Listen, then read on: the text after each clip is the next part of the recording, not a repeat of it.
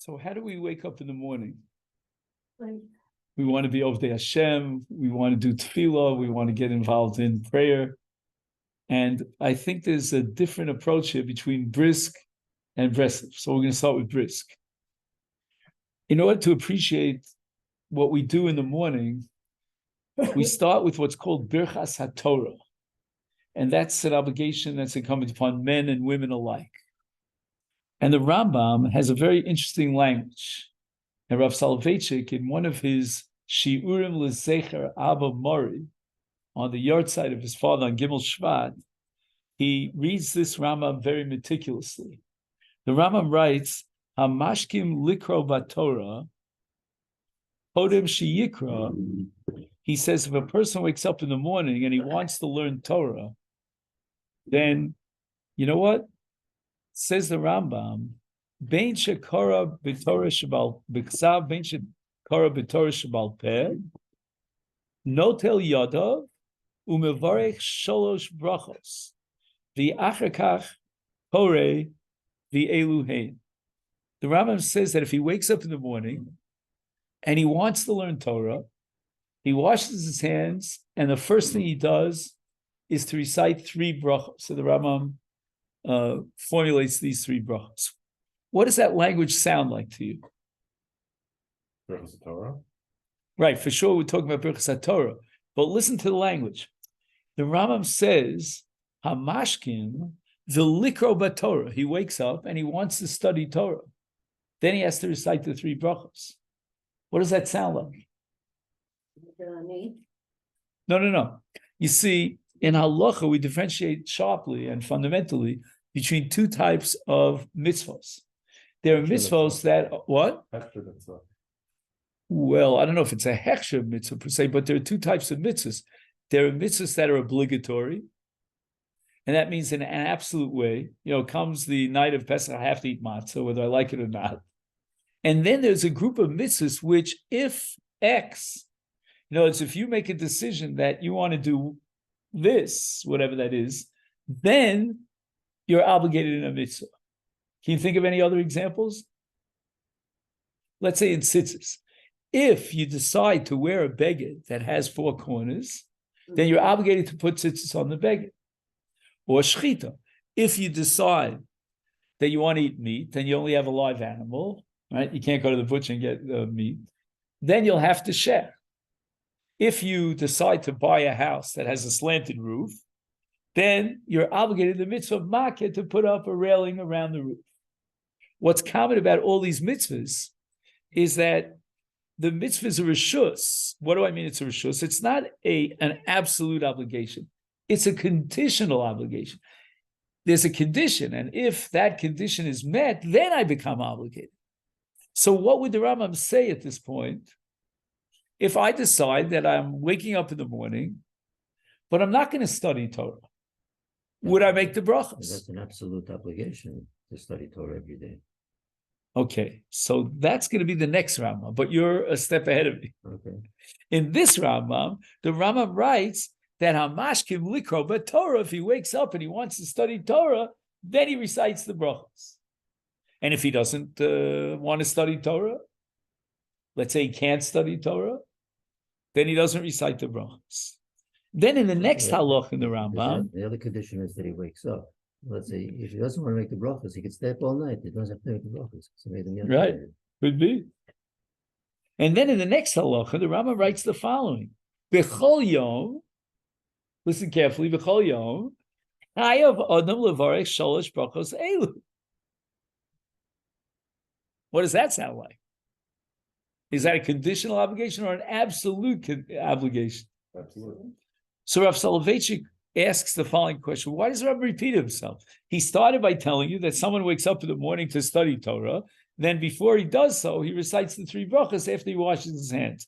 And then the Rambam goes on to tell you that b'chol yom chayav hanu levarech shalosh brachos elu. He's obligated. Says Rav Soloveitchik, there are 2 different dinim here. The first din is what the Rav calls a matir. I'll explain what that means in a minute. And the second din is a chiyuv. So the Talmud Torah, as far as the brachos are concerned, really comes under 2 different categories. And he says the following. Haramam koveh shtei halachot nifradot. What does that sound like as soon as you hear shtei halachot? Right? That sounds like Brisk, right? This is tzvei dinim. Biyachas lebirchas haTorah. I was thinking of asking you maybe to take a picture of it. I have on my phone a camera if anybody wants, because usually Tzvi Meisels actually takes the pictures for me, but I can't give him all of it at once, so it's whatever. So the Rambam says there are two different halachas with regard to Birchas HaTorah. Number one, Asur lilmod Torah b'li bracha. You're not allowed to study Torah without a bracha. Number two, Chova mutelas ala adam levarech birchas elu. And the Rav says the following: L'mashal, for example, a person who's osei pragmatia, he's busy at business, or b'tzarchei tzibur, or he's in charge of the community. V'eino yachol lipanos lilmod, he doesn't have free time to dedicate to study. Or likro b'torah sheb'ksav v'torah sheb'al peh. So under the first halacha, which the Rambam made conditional, that im mashkim likros, if he's about to learn Torah, he has to recite the brachas, because he needs a matir. You're not allowed to study Torah without the brachas. Well, he's too busy. He doesn't have the opportunity to study Torah. Is he obligated in Birchas HaTorah? Absolutely not. He doesn't need a matir. He's like a person who's not wearing a beged of 4 kanfas. He's not chayav in tzitzis. He's like a person who's not eating meat. He's not chayav in shechita. However, the Rambam adds another halacha, and that is that even though he doesn't need the matir, he has what's called a chiyuv. He's involved in obligation to read these 3 brachos, whether he's going to learn Torah or not going to learn Torah. So the Rambam needs that second halacha in order to establish an absolute chiyuv, an unconditional obligation. So this is very typical in Brisk. In Brisk, we make a categorical distinction between what's called a matir and a mitzvah. A matir is something that I need in order to permit. I can't eat the meat until I shech the animal. I can't wear the beged until I put tzitzis on the beged. That's called a matir. And then there's another concept which is called a mitzvah or a chova, and that's an obligation. And the difference is that in the case of a matir, if I don't need the matir, I'm not going to eat meat, I'm not going to wear a beged with 4 corners, then I'm not going to be obligated in the mitzvah. But a chova is absolute, unconditional, and even if I don't need the matir, I still have to fulfill my obligation. Yeah, but here it sounds like the chova is not on the mitzvah of Talmud Torah, the chova is on the bracha. Correct. So the question is Birchas HaTorah a matir, meaning I can't learn Torah without reciting the brachas? If I want to learn Torah, I need the brachas. If I don't want to learn Torah because I can't learn Torah, whatever it might be, I don't need the brachas. Or is Birchas HaTorah a chova? I'm obligated to start my day, wake up, wash my hands, and this is how I start my day, with Birchas HaTorah. Let's move on that it's a chova from this. So the Rav says there are 2 dinim. In other words, there are 2 reasons why I'm obligated to recite the 3 brachas. One is because I want to learn Torah, if that's conditional. And the other is because I wake up in the morning and I have to recite these brachas. No, but if you're not going to learn, so then you would say that it's a bracha levatol. We don't say that. It's a chova, the bracha levatol. Correct. Because it's not conditional. If it was only a din of a matir and I'm not going to learn any Torah and I recite the brachas, that would be a bracha levatol times 3. But if, on the other hand, you say that there's a chova, an obligation to recite these brachas, then even in an event that I'm not going to learn Torah, I have no intention of learning Torah, I don't need a matir, I still have to recite these brachas as a separate chov. And Rav Soloveitchik in this year is going to spend 20 pages trying to explain why I have a chova on a daily basis to wake up and recite Birchas HaTorah. Every other bracha is only when I have a mitzvah to do, or for example, in Birchas HaNenim, I want to eat something, so I need a matir. But in this case, if I'm not going to learn Torah, then I don't need the matir. No, you have a chova. Why? So I'm just going to try to summarize 3 points of this gigantic what we call a yard site rush that the Rav gave who knows how many years ago, but it's alive today. And he writes the following. I'm skipping to page 6 over here. He says the following, that you might ask the question, which he asks earlier in the shir. He says, why do I need the Birchas HaTorah if I'm not interested in the mitzvah? The Birchas HaTorah is on the mitzvah of Talmud Torah. I'm too busy. I don't have the opportunity to study Torah. Why do I do the mitzvah? And the Rav wants to say that the purpose of Birchas HaTorah, above and beyond being a matir, to allow me and permit me to study Torah, is a kiyum of avoda. A person has to start his day with avoda. And these brachas on the Torah are avoda. In order to explain what that means, how is it that by reciting these brachos, you fulfill what's called avoda, we have to read another few words in the Rambam.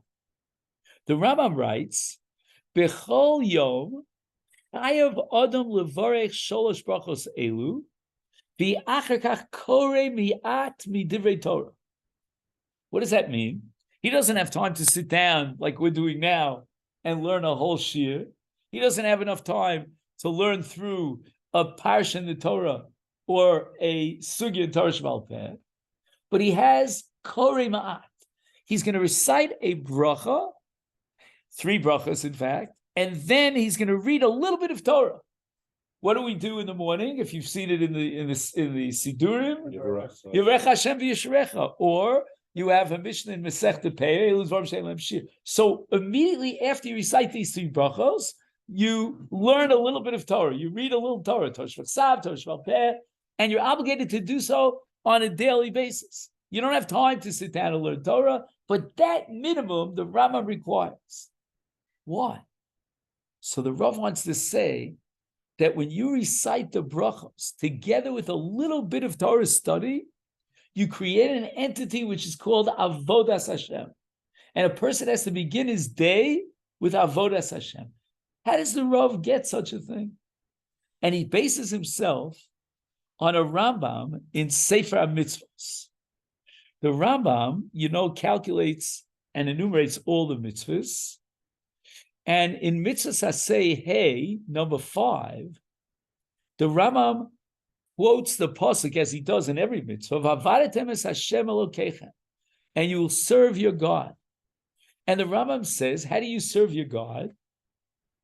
Ezi avoda, and the pasuk says avodas halev, cried V'avadetem es Hashem Elokeichem b'chol levavchem. Ezi avoda shebalev. The Rambam says, what is avoda shebalev? How does a person serve Hashem with his heart? And the Rambam, based on the Sifri, gives 2 answers. Avdeu bit toraso, avdeu bit filoso. The avoda has to be a connection, a combination, an integration of tefillah and Torah. We're going to soon see that in Chasidus, there's always a little bit of a tension. Which is greater, Torah or tefillah?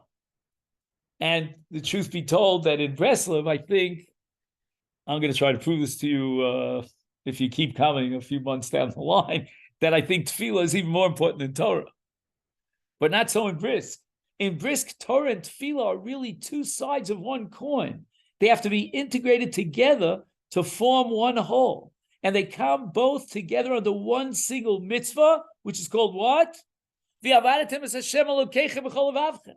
Because what is avodah b'lev? It's Talmud, it's the study of Torah, and it's tefillah. Together, when you integrate both tefillah and Torah, and that's how you begin your day, then you have the kiyum of the mitzvah avodah, which is the greatest mitzvah that we have. And the Rambam says, and Rav Soloveitchik says the following. Why is Torah and tefillah integrated together? He quotes a Gemara in Brachos on Daf Yudalid. Om Rab Yochanan, Harotze sheyikabel olav ol malchus shamayim. What is the beginning of a day? Well, who are we and why are we here? And what's the answer? Kabbalas O Malchus Shemayim. Loosely translated, to accept upon ourselves the sovereign dominion of God. How do we do so? So the Gemara quotes Rabbi Yochanan. Harotze she'ikabel Ol Malchus Shemayim shlema. He wants to have a perfect Ol Malchus Shemayim. He says he should yifne. He should make sure his brain is ready to concentrate. V'yispalel. He should read the Torah and Kriyat Shema, and then Yispalel. So Rabbi Yochanan has a combination of two items. He's got the element of reading the Torah, which we fulfill through what? Through Kriyat Shema, together with Tefillah. Again, it's the same concept, that Torah and Tefillah together form one perfect whole, which is Kabbalas O Malchus Shemayim. Number two, the pasuk says in Eicha, Kumui Roni Balayla. We should wake up in the night, Shifchi Kamayim Libech, Nochach Pnei Hashem. And the Gemara tells us, based on this pasuk in Eicha, and it's codified by the Rambam Per Gimel Milchas Talmud Torah, and when it says in the pasuk Kumi Roni Balayla, what does it mean, Roni Balayla? Amru Chachamim Ein Rina Ela Torah. Yet the study of Torah is called Rina. And the Rambam writes that Talmud Torah by day is not as great as Talmud Torah at night. So my friends, what we're doing now, Talmud Torah at night, is the greatest kiyum, the ultimate fulfillment of Torah study, because it adds an element of kumi, Roni Balayla. So Rav Soloveitchik explains that Roni is a form of tefillah. And yet, the Rambam says, how do we fulfill Kumi Roni Balayla? It's going to be through Torah. The end of the pasuk says, Shifchi Kamayim Libech. What's Shifchi Kamayim Libech? Tefillah. Are you with me? Am I talking to the walls here? Help me out over here, Rachmanis. Do you hear what this pasuk is saying? I just can't, it just, pardon the expression, it just blows my mind. The pasuk says, Kumi Roni Balayla. The Rambam says, based on the Gemara, that Roni is identified as Torah study. Torah study is called Rina. When you study Torah at night. So the study of Torah at night adds a dimension of Rina, and then the pasuk says, Shifchi Kamayim Libech. What's Shifchi Kamayim Libech? Tefillah. We have to integrate both Torah and Tefillah, and especially at night. And therefore he says that Isuko Shalalomed Torah. When a person studies Torah, it's Bechinas Bakasha Ilemes. It has an element of Tefillah. It's unbelievable. I'm studying Shar Shanoga Chesapara. Your cow, good. My ox, good, your cow. Or I'm learning about Shnai Mosa Vitalis Yachloku. And that itself is a Bakasha Ilemes. In other words, there's a hidden Bakasha here. We're asking HaKadosh Baruch Hu to allow us to study His Torah, to allow us to fulfill His Torah. And all that is Shivchi Kamayim Libech, that's inherent in Torah study. Now he has a third point. Amar Reish Lakish, the Gemara in Avodah Zarah says, Kol ha'osek b'Torah, HaKadosh Baruch Hu moshech olav chut shel chesed. When a person studies Torah, it's considered like, listen to the following pasuk in Tehillim and Beis, Yomam Yitzav Hashem Chazdo, Ubalayla Shiro Imo. What does Shiro mean? We're here sitting in what synagogue? Shirat David. What does the word Shira mean? Don't all answer at once, because I might think you really know what you're talking about, right? What does Shira mean? Singing. Torah is called singing. Could you imagine? Reish Lakish says, Ha'osek b'Torah, by studying Torah, he fulfills Shiro Imi. He's singing my song. So Torah now gets, in a sense, not subdivided, I want to say piled up with three different dimensions. First dimension is Kabbalas Ol Malchus Shemayim, and that will be achieved when he combines and he integrates Torah with what? With Tefillah, as we saw in Rabbi Yochanan, that the greatest Kabbalas Ol Malchus Shemayim in its perfect state is when he reads Kriyat Shema and fulfills the mitzvah of Talmud Torah, together with tefillah. Now he has tefillah and Torah. Secondly, Torah has an element of tefillah, of shivchi kamayim libech. And especially when a person learns Torah at night, it's a hidden prayer. Bakasha ilemes. And thirdly, limud Torah is shira. I'm singing, God, your songs. I'm singing your Torah. Your Torah is a song for me. And that's a kiyum of tefillah. So just to summarize, what we have here is the following.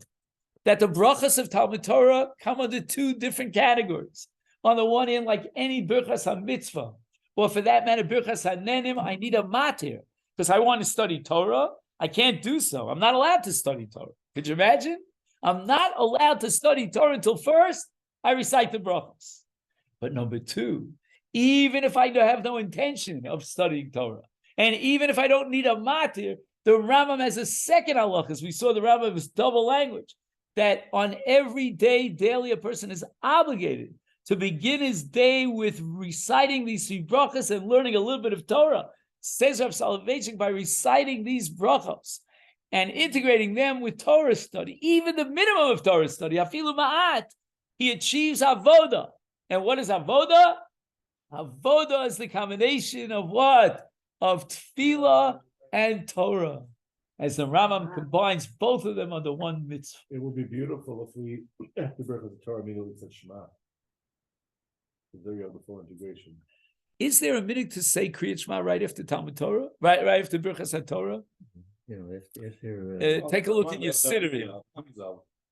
Yeah, what do you have in your siddur? I think it does say something about the first paragraph of Kriyat Shema, no? well, some people say all three. Right paragraphs. All three paragraphs. If the I book- say Yivarech Hashem v'yishmerecha, and then Eil Dvarim Shein Lehem Shir. Right. But whatever your minhag is, you have to have a minimum of Torah study after the recitation of the brachas. The recitation of the brachas is tefillah. That has a right. Harevna Hashem Elokecha Kol Direi Sarsech Befinu, etc., etc. That's a great bakosha and tefillah. But we have to integrate tefillah with what? With Torah, and together they form one entity. In Brisk, you would say it's a chefza. It's a chefza of avoda. What makes it into a chefza of avoda? A plus B. Tefillah through the brachos and Torah study. When you have tefillah and Torah study, you have an entity of avodas Hashem. That's how we start our day in Brisk.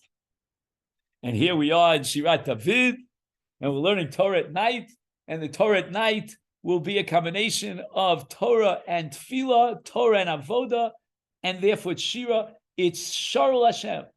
And therefore tonight, we are embarking upon a new program, a new concept that should motivate us henceforth to the rest of our lives. And that is the day has to be a day of avoda. And what makes it into a day of avoda is the combination, the integration of tefillah and Torah.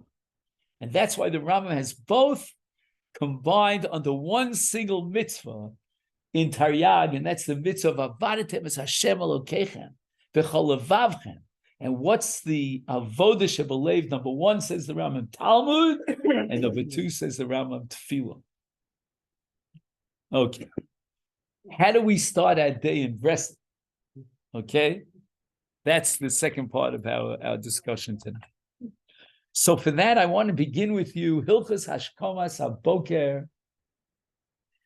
And I have a few extra copies here. Does anybody want to use this? If you don't have it in your phone, I tried to send it in my phone. I have also this copy if anybody wants. Want to pass it around?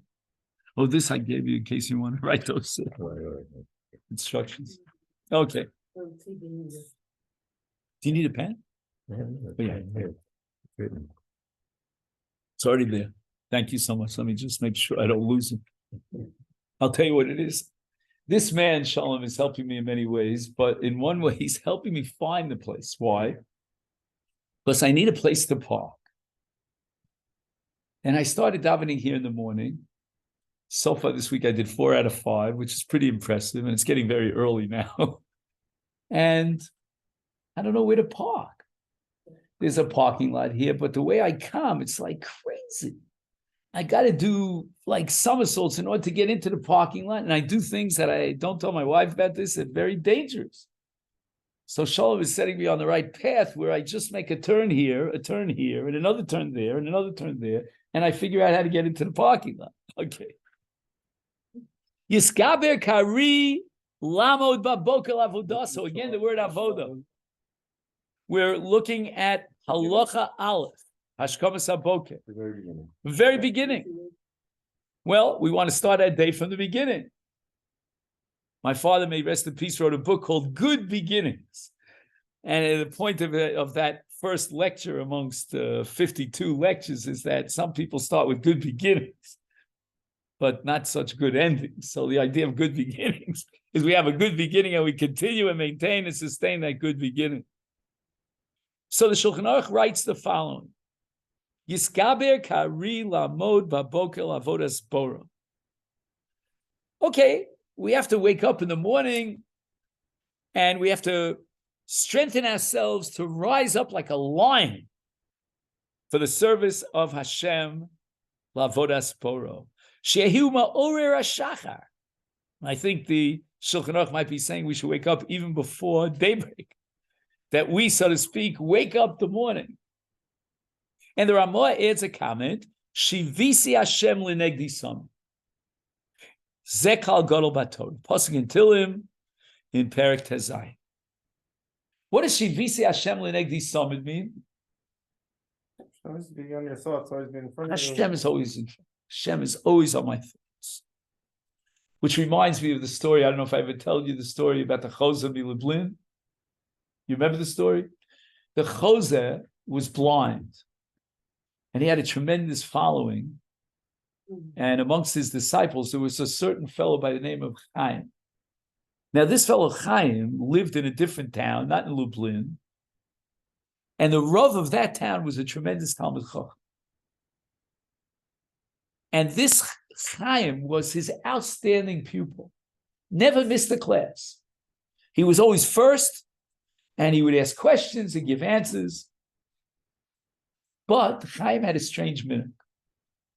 Every year, year in and year out, came Yomim Noraim Rosh Hashanah Yom Kippur. He packed his bags, and where did he go? Not to Breslov. He went to Lublin to the Chos. And the Rav was a little bit upset about it, the local rabbi, because here was his finest student, and he, just packed out for Rosh Hashanah Yom Kippur for the holidays. But you know what? He swallowed the pill. But year in and year out, it sort of bothered him. It's not a good thing when you keep something in. You know what I mean? It kind of like explodes. Did you ever have that experience? So finally, after many years, it was the middle of Elul, and the Rav comes over to Chaim, and he says to him, Chaim, you're going to be with me for Rosh Hashanah Yom Kippur? And Chaim says to him, no, Rebbe, I'm going to be with the Choser Lublin. So Chaim says to him, what is it? Am I not a big enough Talmid Chacham for you? He says, no, Rebbe, you're a great Talmid Chacham. Am I not a big enough Yerei Shamayim? No, you're a great Yerei Shamayim. So why do you go every year, pack your bags and go to Lublin? So Chaim says to the Rav, the Rebbe of Lublin has one element that you won't find anywhere. He's blind, but he could read your mind. He reads minds. And Chaim continues and he says, not only does he read minds, but his close disciples read minds as well. Immediately, the Rav says to him, Chaim, do you consider yourself a disciple of the Rebbe, of the Choser? Yes, I do. Can you read minds? Yes, I can read minds. So tell me what I'm thinking. So Chaim responds, you're thinking about the Ribono Shel Olam. No, I wasn't thinking about God. That's why I go to the Choser Milublin, because he's always thinking about God. The whole thing was a setup, you understand?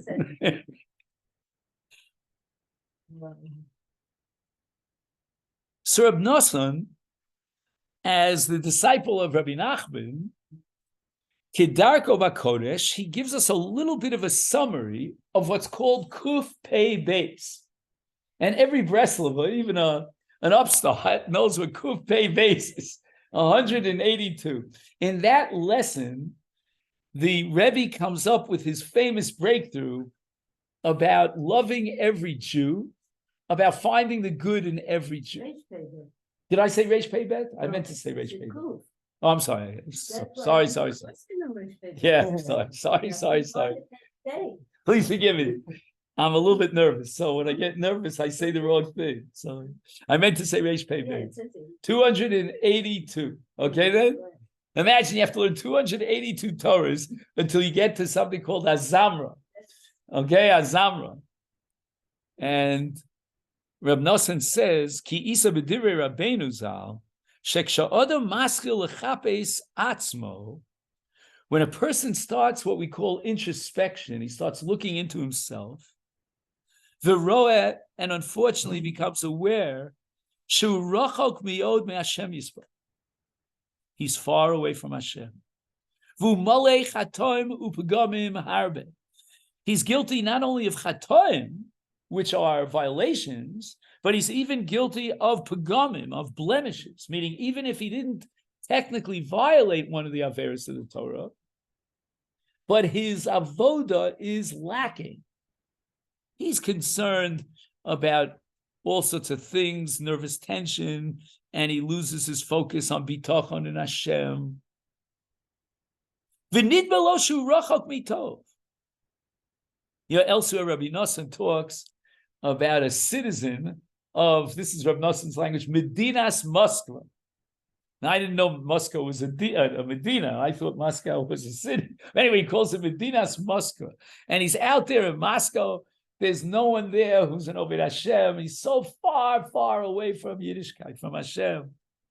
V'nidma lo shu rachok mito.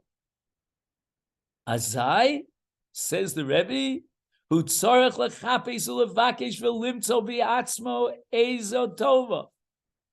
a person wakes up in the morning, the first thing he has to look for is a tova. He's got to seek and search.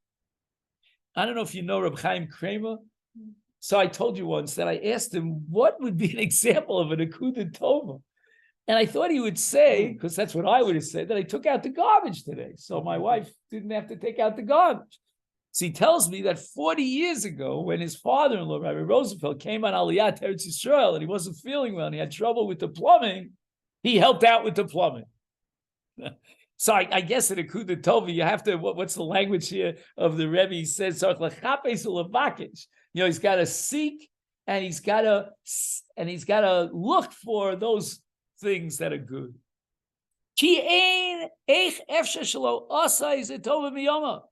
Is it possible, is it thinkable that he didn't do something good? You know, I got up in the morning and I daven nets today. I'm a big shot. I give myself a pat on the shoulder, and guess what? Where was my brain? Where was my head? I was thinking about who knows whether I want to stay in Efrat. I don't want to stay. This is where I'm thinking. What about davening? What about being close to Hashem? So even the good things that he does is full of what? Pitzayim, mole pitzayim. You know, this is a really stark language here. You know, mole pitzayim is like a person who's, you know, he's like a leper. Chas v'shalom. He's full of, you know, incisions in his body. Kima'ura b'psoles harbe. You know, psoles is a word that comes from Hilchas Shabbos. You know, when you have boreh, malachas boreh, you got a mixture of psoles and ochel. There's good stuff and there's bad stuff. And if on Shabbos you start separating the psoles from the ochel, you violate a malacha doraisa of borer. You're familiar with that. And here too, he looks at his actions and he sees, well, you know what? There's a little bit of good here. You know, there's some ochel here, but it's mostly psoles. I'm distracted. I'm nervous. I'm tense. I'm not there with Hashem, believing in Hashem. I don't do enough chesed, chas v'shalom. And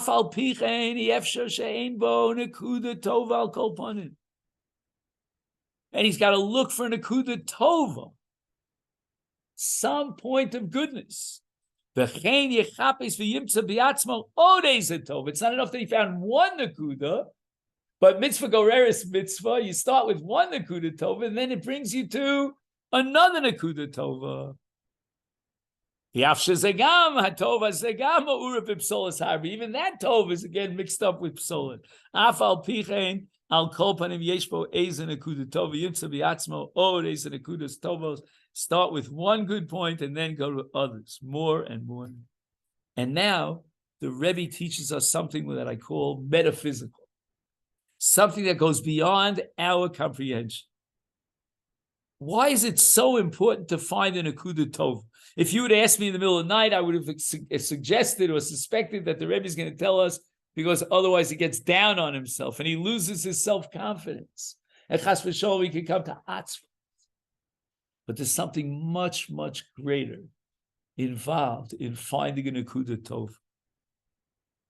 He says, Al yidei zeh, shedones atzmo lekaf schus. He says, man is on a scale, and he's constantly in a situation of judgment where up in the heavens, in the Bezin Shel Mala, there's one side of the scale, which is the good, and the other side of the scale, which is the not so good. And he's being judged. In which direction do we tip the scale? He judges himself favorably. Al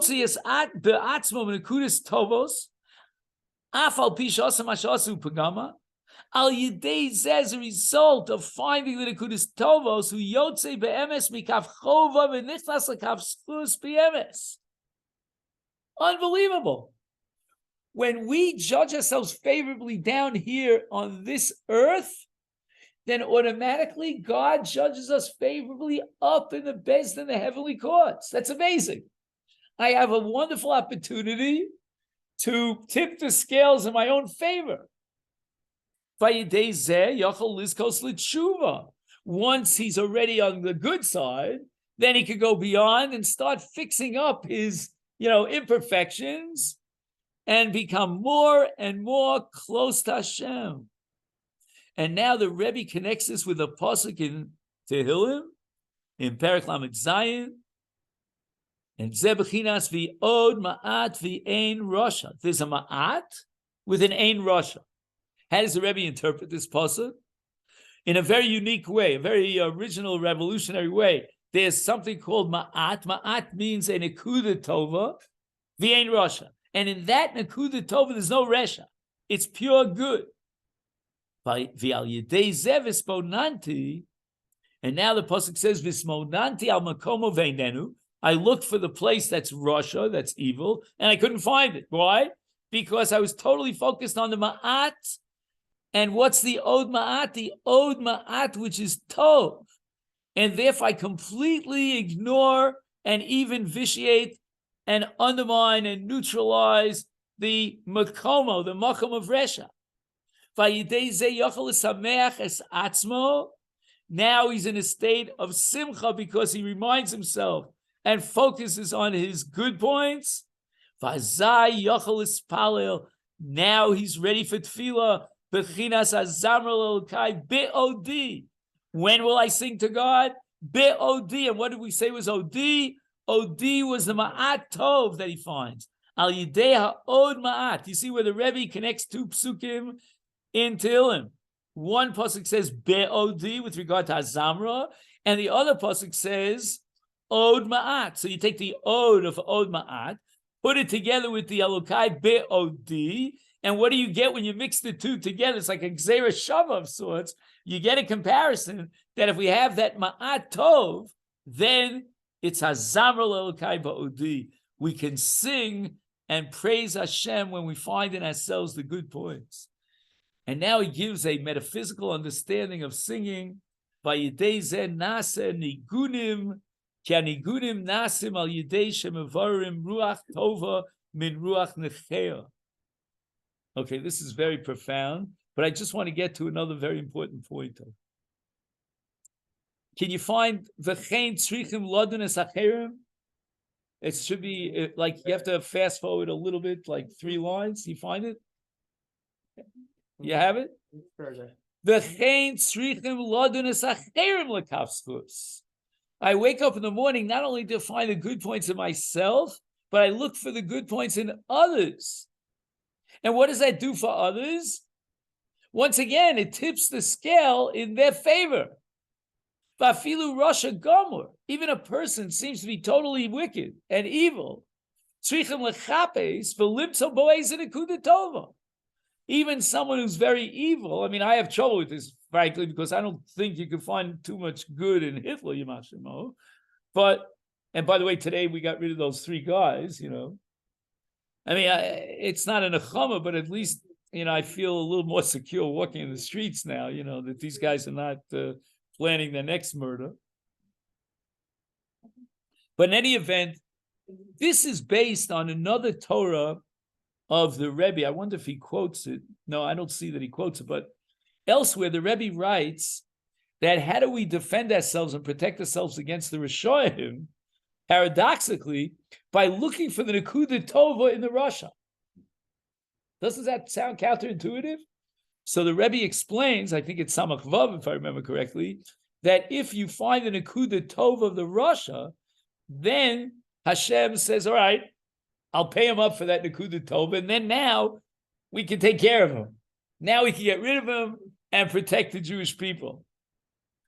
And he says, if someone can achieve this goal, limto nekuda tova, afilu b'poshe Yisrael. Imagine the love for the Jew that would result from the fact that you found a good point, even in a Jew who's a sinner, who's far away.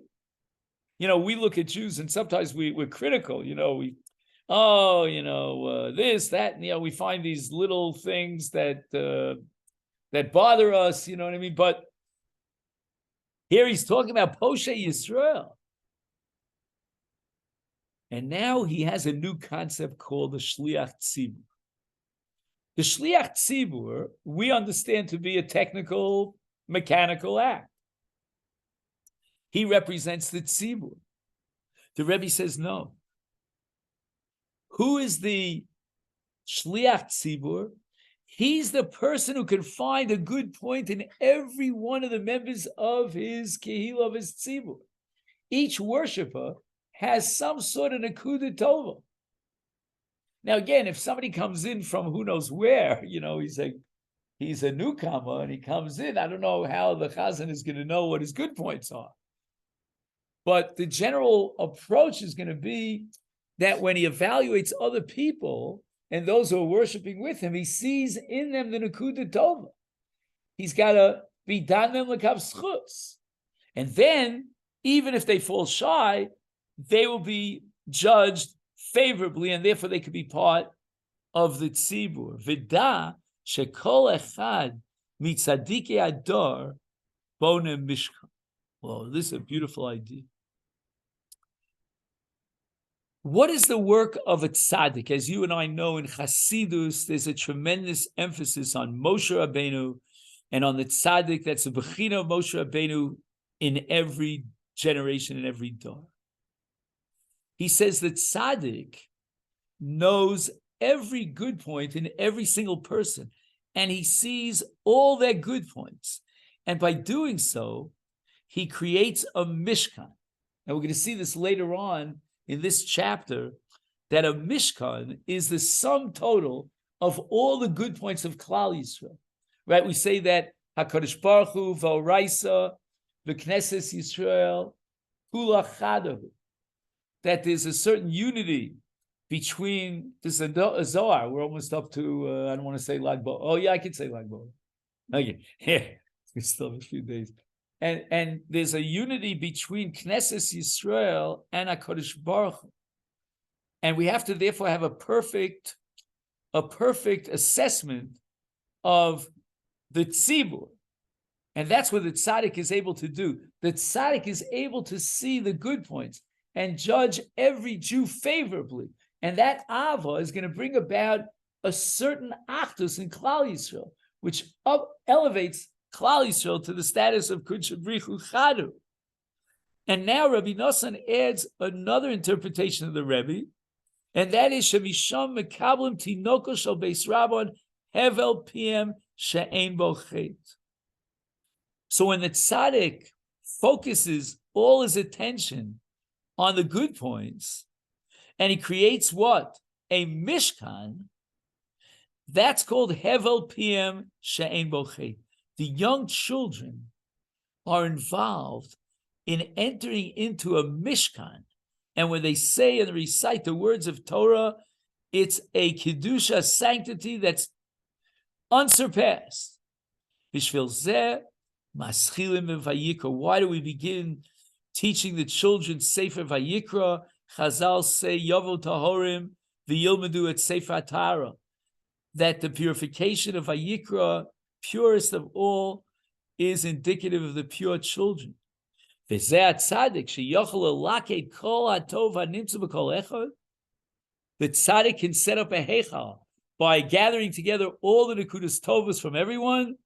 Hu yodea kol habechinos sheyesh binyan zeh shal mishkanos hanal shebodim hatzadik shemisham mekabel matinokos hevel pm she'ein bo chet. So these last 2 points I want to leave for a separate study of Mitzvah Hashem B'li Neder next time. And this that we learned tonight is Rabbi Nassan's summary of, this time I'll get it right, Reish Pei Beis, 282.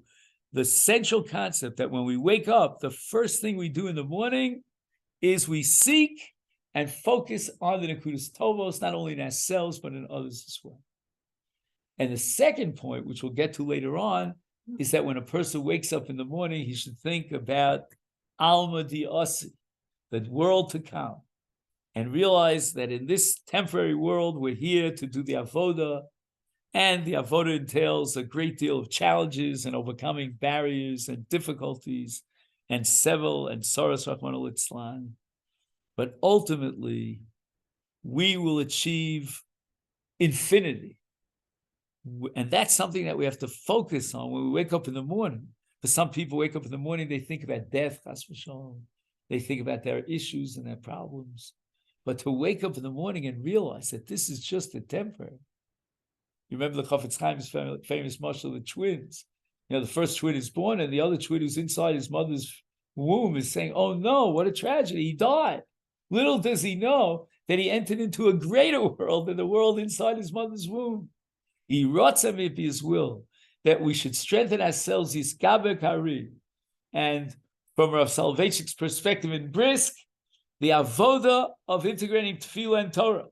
From the perspective of Rabbi Nachman of Breslov, it means to find an Nekuda Tova, to judge ourselves favorably and others as well, and to become totally aware of the Alma Di Asi, the world to come. If we achieve these goals, then we're projected way on the way to Avoda of Shivisi Hashem L'negdi Summit. We're always thinking about Hashem. Keini Ratzon. Amen. Thank you so much, and wish everyone a Shabbat Shalom.